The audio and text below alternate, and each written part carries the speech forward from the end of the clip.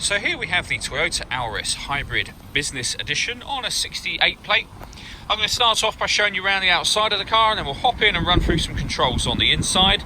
But from the outside you can see it's a 5-door car with alloy wheels. Let's start off inside the boot and then work our way around the rest of the car from there.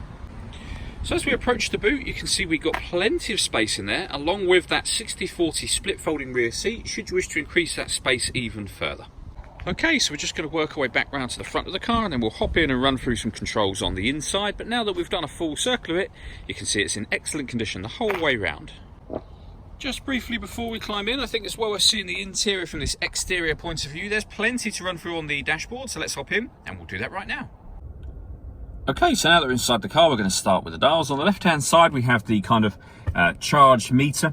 So it'll let you know when the vehicle is charging, when you're driving economically, and when you're using the power on the car. And you can see the needle just there. There's actually a video on our website and on our Facebook page that shows exactly how this works. Over on the right-hand side, you can see the speedometer and fuel gauge. And in the middle, the total miles for this car, which are 29,645.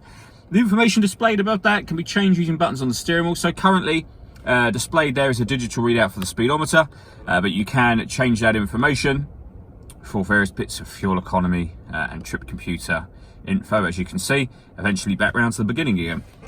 And to change that information, you just use these buttons just here. Over on the left-hand side, we have stereo and phone controls. The phone controls can only be used after such time as you paired the phone up. That includes the voice activation. And the phone is paired over on the touchscreen just here.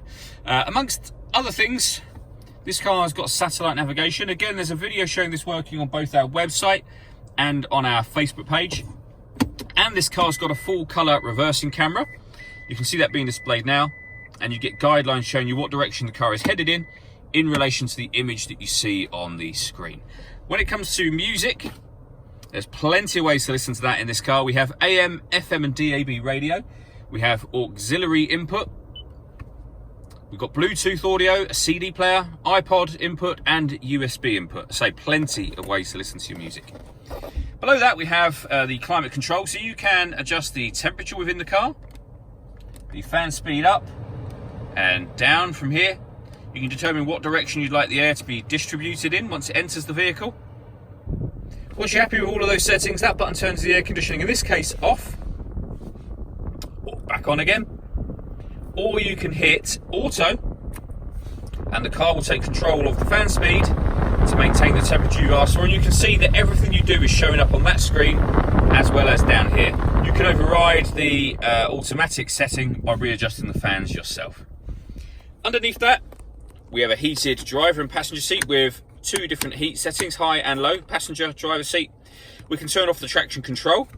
Underneath here is where you'll find the auxiliary and USB input. We have a 12-volt charging socket underneath this.